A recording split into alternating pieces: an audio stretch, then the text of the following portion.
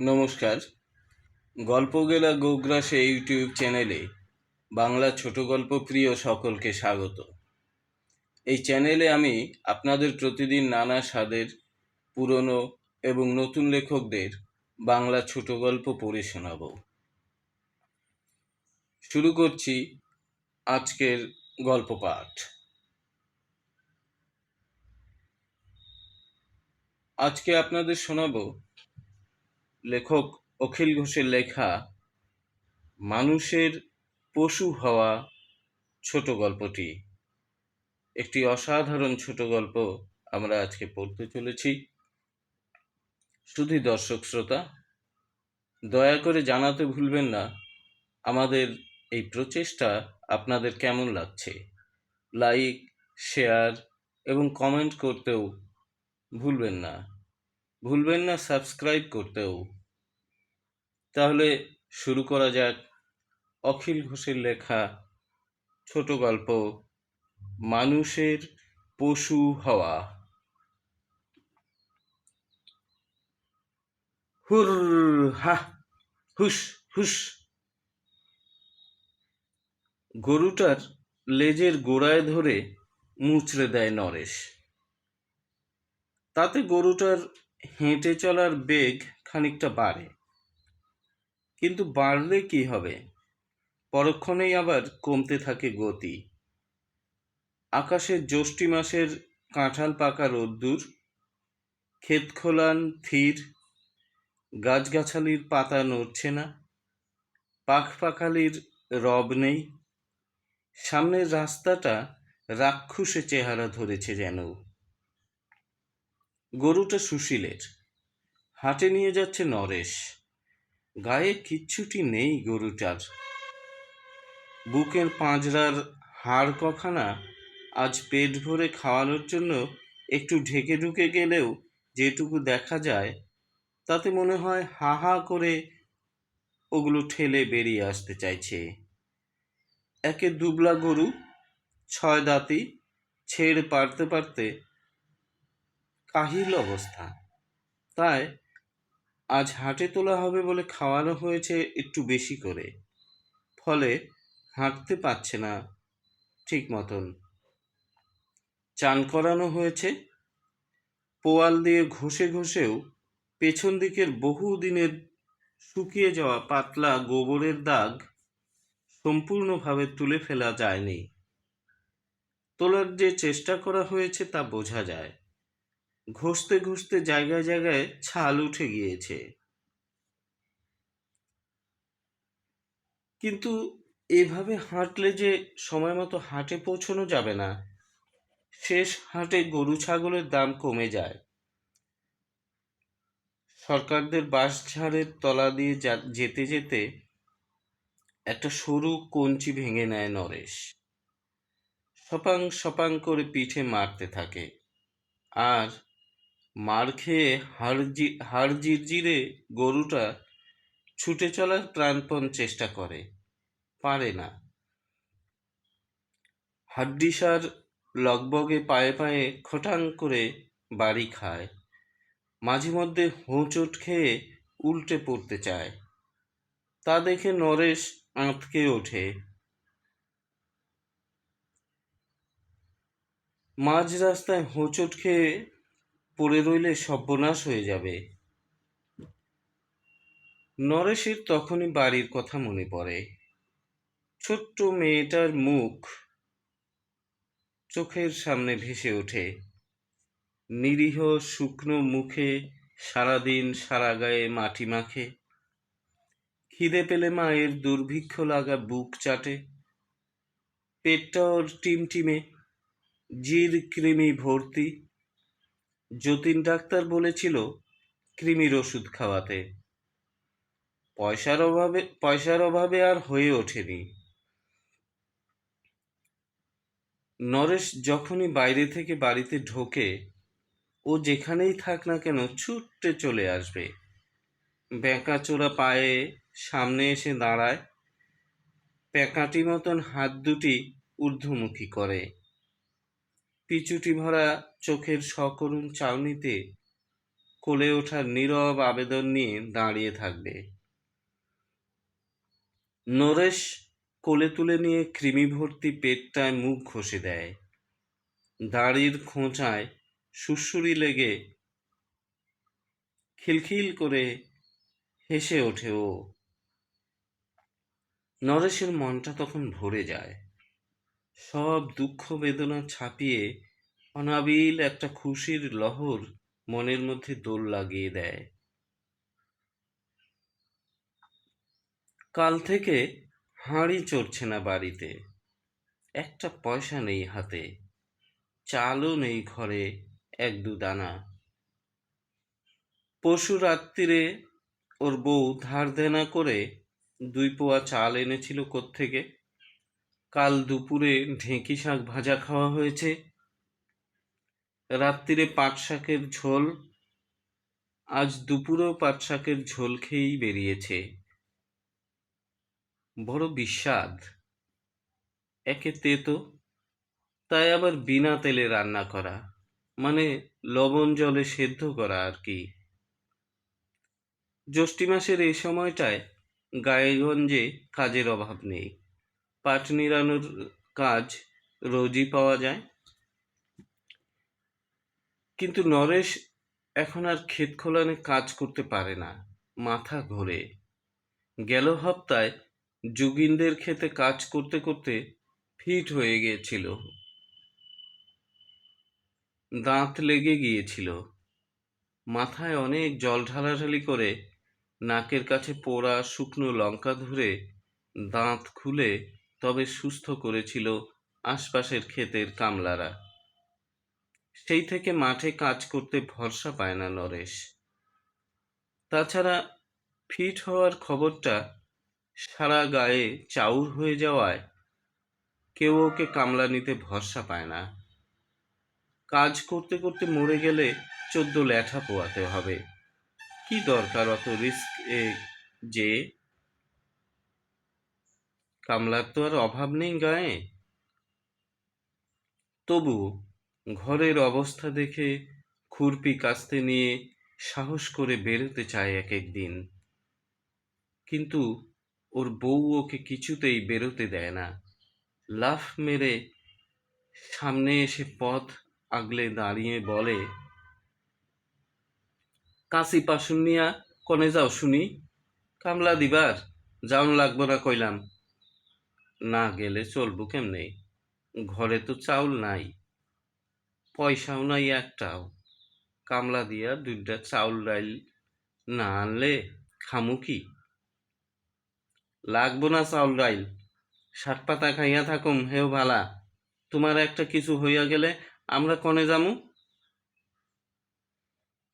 বড় ভালো লাগে নরেশের, পেটে খিদের মোচড়, তবু মনে বড় সুখ পায় বউয়ের কথা শুনে। কপাল গুনে বউটা পেয়েছিল ও। এ ঘরে আসা নাগাদ তেমন কিছু দিতে পারেনি নরেশ ওকে, তবু বউটা যেন তাতেই খুশি। নরেশের কত জনমের ভাগ্যি যে এমন বউ পেয়েছে, নইলে দজ্জাল বউ হলে নরেশের যে কি হতো। শাস্ত্রে বলে, সংসার সুখের হয় রমণীর গুণে, এক্কেবারে খাঁটি কথা। মেয়ে ছেলের গুণেই কত সংসারের বারবারন্ত, আবার মেয়ে ছেলের গুণেই কত সংসারের ছারখার দশা। ও পাড়ার শ্যামচানের সংসারটাতেই তো শান্তির লেশ মাত্র নেই। বউটা ওর বড় কুদুলে, দিনভর শুধু চাই চাই, এটা চাই ওটা চাই। খাওয়া পড়ার অভাব তো নেই, শুধু এটা ওটা সেটার বায়নাক্কায় খিটিমিটি লেগেই থাকে। শ্যামচানটার মনে সুখ নেই, বউ অমন হলে কি সুখ থাকে? সন্ধেবেলা মনের জ্বালা মেটাতে রোজ তাই ও মদ গেলে রাস্তা দিয়ে জড়ানো গলায় বউকে গাল দিতে দিতে যায়, শালি, মাগি, জীবনটা আমার শেষ কইরা দিলি, তোর জন্যে আমি কি না করি, আর তুই শালি আমারে। বউটা নাকি সবসময় মুখ ঝামটিয়ে কথা বলে, মুখের মিষ্টি নাকি বলতেই নেই বউটার। চেতন মাঝির বাড়ির সামনের বটগাছটার নিচে দাঁড়িয়ে পড়ে নরেশ। একটু জিরেন দেওয়া দরকার গরুটার, ওর নিজেরও। বল শক্তি তো দেহে তেমন নেই, পেটে দানা পড়ে নাই 2 দিন। ভাত না খেলে বলটা হবে কোত্থেকে? গরুটাও হাঁফাচ্ছে, মুখ দিয়ে লালা ঝরছে। বটগাছের একটা ঝুঁকে পড়া ডালের সঙ্গে গরুর রশিটা বেঁধে দিয়ে ঘাসের ওপর ন্যাটা দিয়ে বসে পড়ে নরেশ। গরমটা দিয়েছে আজ একেবারে তালু চটকানো। 2-4টে হাঁটুরে লোক ছাড়া জনমনীষী নেই পথে ঘাটে, খেতে পাথারে। ঝোপের মধ্যে ঘুঘু ডাকছে করুণ সুরে, আর 2-4টে শালিক ছাতারে কিচিরমিচির করছে। পাড়ার ভেতরে কার বাড়িতে কাঠমিস্ত্রি কাজ করছে, তার হাতুড়ি পেটানোর শব্দ ভেসে আসছে। পাশের বাঁশের ঝাড়ের ভেতরে কেউ শুকনো কঞ্চি কাটছে, তার শব্দ। এইসব শব্দ ছাড়া চতুর্দিকে আর কোনো সায় সাড়া নেই কোথাও। নরেশের পাশ দিয়ে সরসর করে একটা সাপ চলে গেল। প্রথমটায় বুকটা ছ্যাঁক করে উঠেছিল, পরে ভালো করে লক্ষ্য করে যখন বুঝলো ঘেংটি সাপ মানে হেলে সাপ, তখন নিশ্চিন্ত হয়ে বসে রইল। আচমকা বুকটা কেঁপে ওঠায় বুকে থুথু ছেটালো। তারপর ভাবতে লাগলো, ডাইনে সপ্প, ভালো লক্ষণ। গরুটার দাম উঠবে কত কে জানে। সুশীলের সঙ্গে রফা হয়েছে 1200 টাকায়। অর্থাৎ গরু নরেশ যে দামেই বিক্রি করুক না কেন, বিক্রি করে এসে সুশীলকে 1200 টাকা বুঝিয়ে দিতে হবে। বাদবাকি যা থাকবে সবটা নরেশের লাভ। নরেশের অনুমান কম করেও 300 টাকা লাভ থাকবে। একদিনে 300 টাকা লাভ ভাবা যায়? নরেশ মনে মনে ঠিক করে প্রথমেই যতটা পারে চাল কিনে নেবে। আগে পেটের ভাতের জোগাড়, তারপর অন্য কিছু। 8-9 কেজি চাল কিনে যা থাকবে তা দিয়ে মেয়েটার জন্য কটা বিস্কুট, আর যদি পারে একটা দুধের প্যাকেট। মেয়েটা সবে ভাত ধরেছে, ফেনা ভাত নুন তেল দিয়ে চটকে মাখিয়ে খাওয়ায় ওর মা। কিন্তু কি অদেষ্ট! এরই মধ্যে নরেশের কাজ কামাই বন্ধ হয়ে গেল। ওদের সঙ্গে সঙ্গে মেয়েটাও শাকের ঝোল খেয়ে পেট ভরাচ্ছে আজ 2 দিন। নরেশের মনটা কেমন করে ওঠে এ কথা ভাবলে। নিজের জন্য দুঃখ নেই, মেয়েটাকে দুবেলা 2টো করে ভাত ফুটিয়ে দেবে সেই চালটুকুও নেই ঘরে। এটাই বড় ব্যথা দেয় মনে ওর। এই কদিন নরেশ শুধু ভেবেছে কি করা যায়। নানান কাজের কথা ভেবেছে, কোনোটাই ঠিক সুবিধে মতন পাওয়া যাচ্ছিল না। এদিকে পরপর কয়েকটা দিন কামলা দিয়ে যে কয়টা টাকা জমেছিল, বসে বসে খেয়ে খেয়ে ফুরিয়ে আসছিল। ভেবে থই পাচ্ছিল না কোনো কিছুর। একবার ঠিক করেছিল কাঁচামালের ব্যবসা করবে, গ্রাম থেকে শাকসবজি কিনে নিয়ে হাটে হাটে বাজারে বাজারে বিক্রি করবে। কিন্তু পুঁজি তো চাই। ওর মতো চালচুলোহীনকে ধারে মাল দেবার ভরসা কার থাকতে পারে? ভেবে ভেবে যখন কুলকিনারা পাচ্ছিল না, তখনই একদিন বসির দালালকে দেখে বিজলির মতন মাথায় খেলে গেল ব্যবসাটার কথা। বিনা পুঁজিতে অল্প পরিশ্রমে এত ভালো ব্যবসা আর হয় না। বসির দালাল এই ব্যবসা করেই টিনের চৌচালা ঘর হাঁকিয়েছে, তাও আবার টিনের বেড়া দেওয়া ঘর।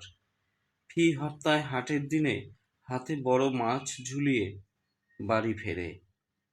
পোলাপানগুলোকে উৎসবে পরবে দামি জামাকাপড় দেয়, নিজেও বাবু ভদ্রলোকের মতন চকচকে জামাকাপড় পরে। মাঝে মধ্যেই জমি বন্ধক নেয়, অথচ এই ২ বছর আগেও বসির দালালের অবস্থা ছিল নরেশের মতোই, কামলা দিত। বছরের ২-৩টে মাস রোজ খাওয়া জুটত না, তারপর কে জানে কার বুদ্ধিতে কামলা দেওয়ার পাশাপাশি গায়ের ওর ছাগলটা, গরুটা, ভেড়াটা বিক্রি করে দিয়ে ২ পয়সা উপরি কামাতো। এখন আর ওকে কামলা দিতে হয় না, এখন ও এ তল্লাটের সবচেয়ে বড় দালাল, বসির দালাল।